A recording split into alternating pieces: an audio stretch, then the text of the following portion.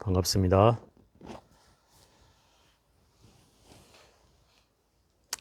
올해가 불기 몇 년인지 아세요? 1567년. 잘 아시네요. 이 불기 1567년이 어떻게 제정되는지는 아세요? 그건 잘 모르시죠? 우리가 이제 그 서기는 잘 알잖아요. 서기는 예수님의 탄생이 기준이죠. 불기는 그럼 부처님의 탄생이 기준이어야 되잖아요. 근데 그렇지 않습니다. 부처님의 인멸이 기준입니다.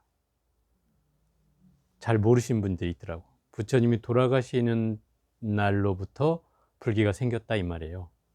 그러니까 기독교하고는 다르죠. 왜 불교의 인멸이 불기의 기준이 됐냐면 부처님의 탄생 연대를 사실은 정확하게 연대기로 측정할 수는 없어요.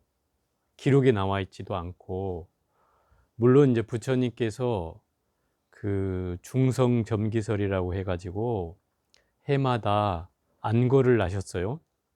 여름에 우리 안거하듯이 안거를 1년에 한 번씩 났는데 그 날 때마다 이렇게 바위에다가 점을 찍었다는 거예요.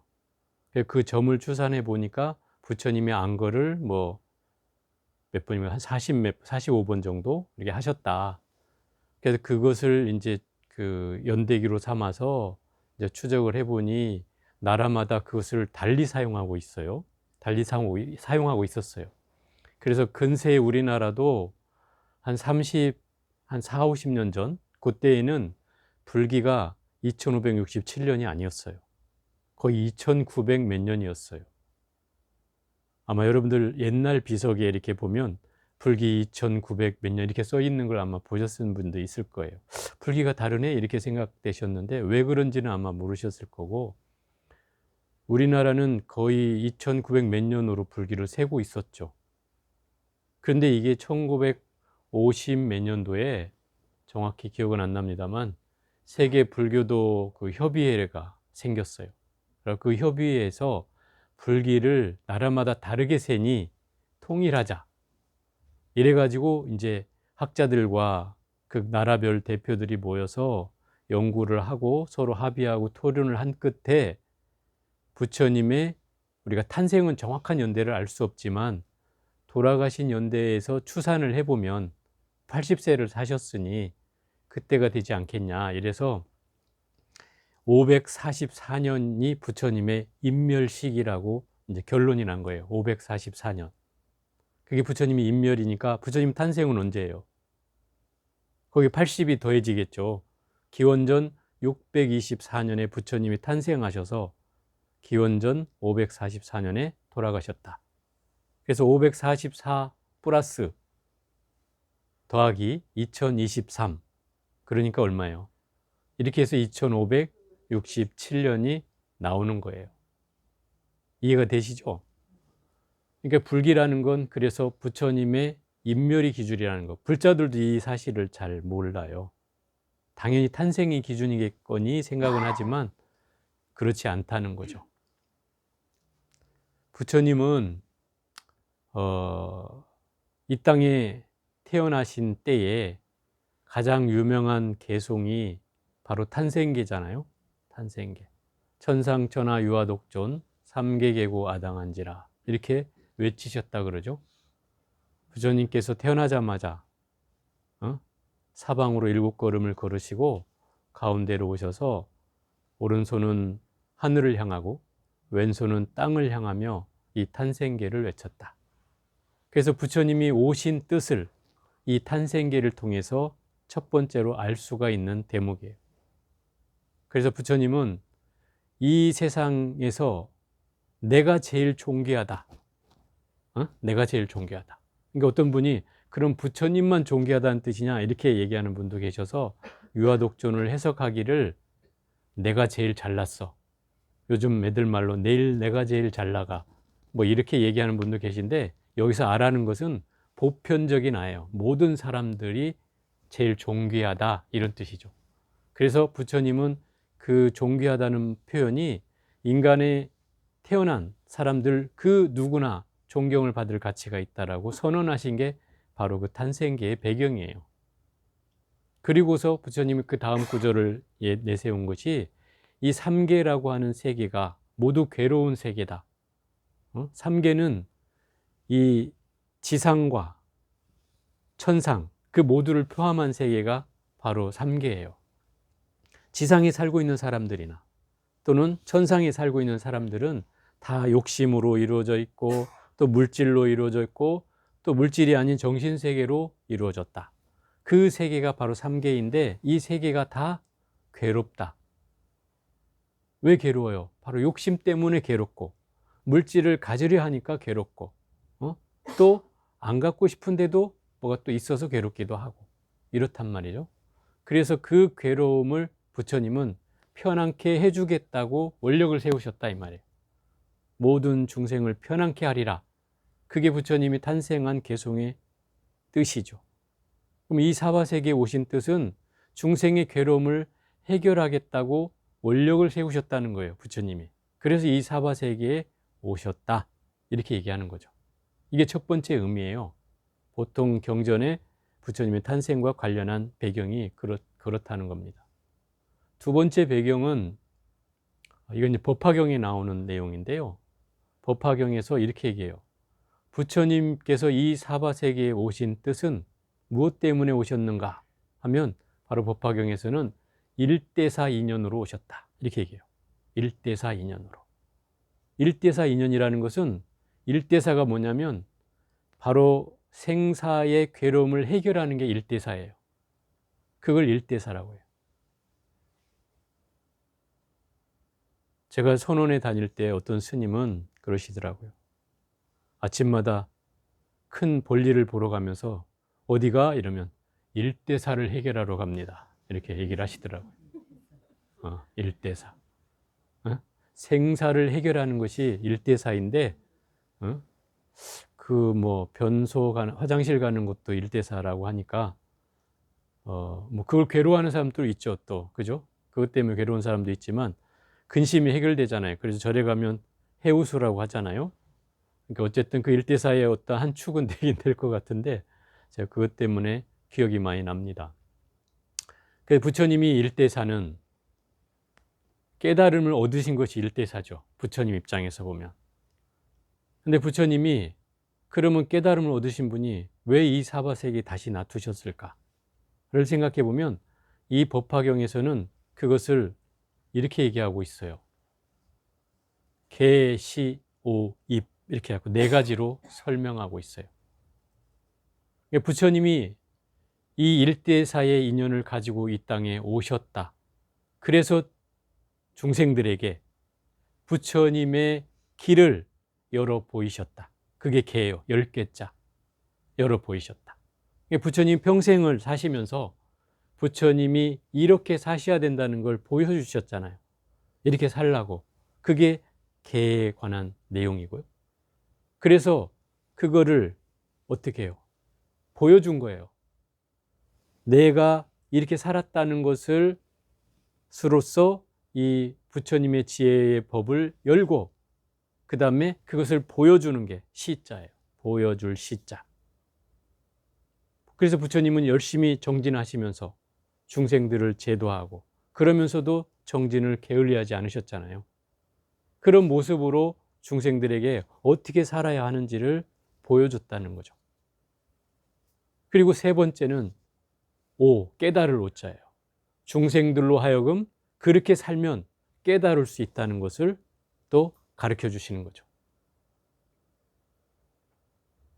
그래서 네 번째 마지막 단계는 그 깨달음을 통해서 바로 그 깨달음의 세계로 들어가게 해주는 것이 바로 입이라고 하는 네 번째 단계죠. 그러니까 부처님의 일대사 인연은 결국 중생들에게 부처님 법을 열고 거기에서 그 지혜의 문을 보여주고 또 그 지혜를 깨달아서 열반의 세계로 들게 해주는 그런 최종의 목적을 가지고 이 땅에 오셨다는 거예요. 그러면 일대사 인연이라는 말에는 결국 우리의 생사 문제를 해결하는 것이 가장 중요한 일이라고 하는 거예요. 중요한 일이죠. 그죠?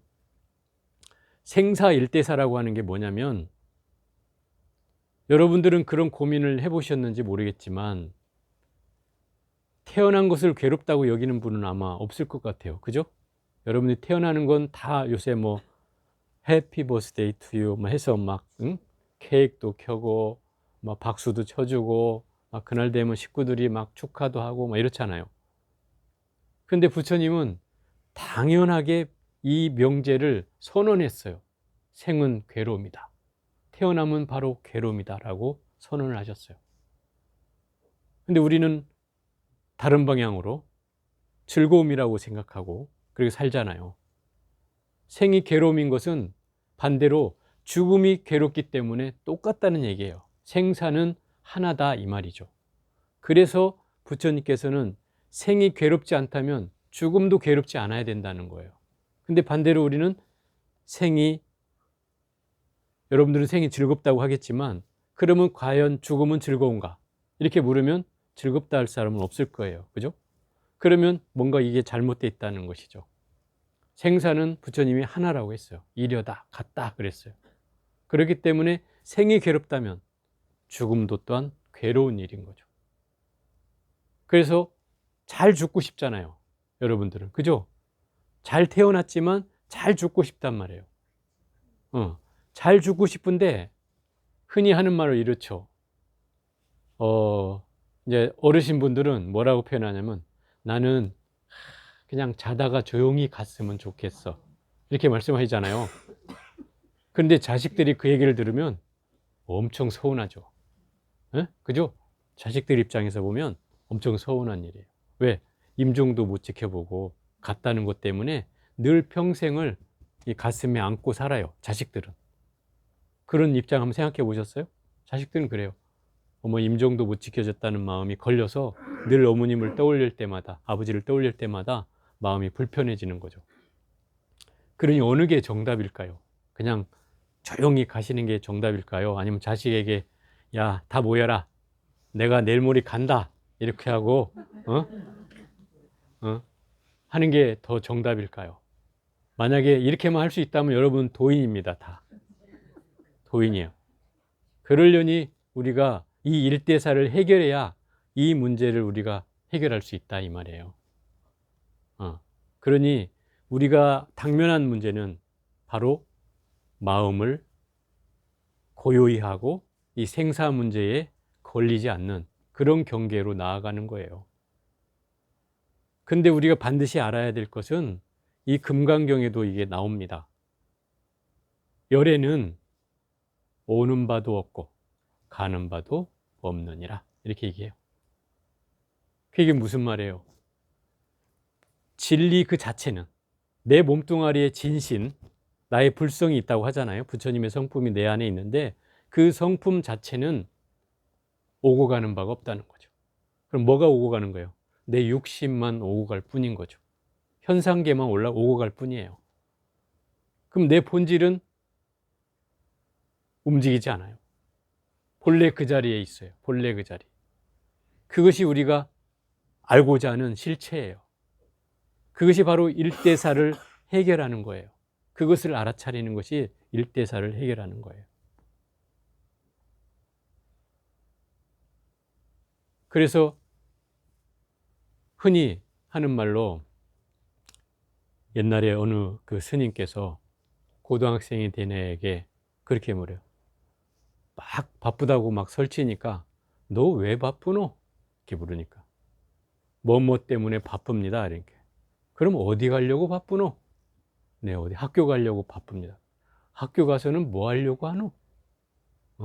그래 계속 묻다 보니까 이제 종착역에 이른 게 어디냐면 너 죽어서 어디 가려고 하노? 이렇게 되는 거예요. 그거 알 수 있는 사람 있어요? 다시 역으로 하면 그럼 너는 어디서 왔노?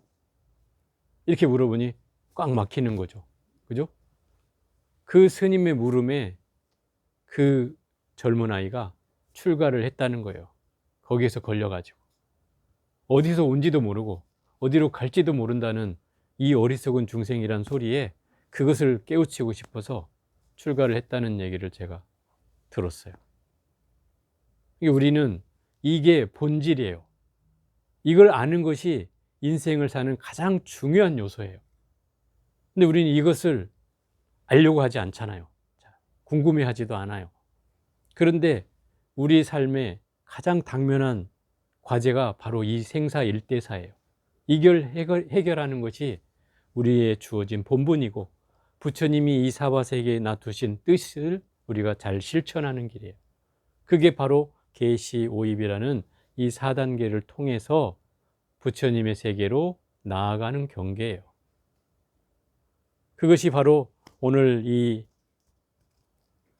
계묘년 2567년 부처님 오신 날 봉축법어를 제가 말씀드린 거예요. 여러분은 어디서 왔다가 어디로 가십니까? 자, 오늘의 화두로 이 얘기를 전하면서 법문을 가름하겠습니다. 참고하십시오.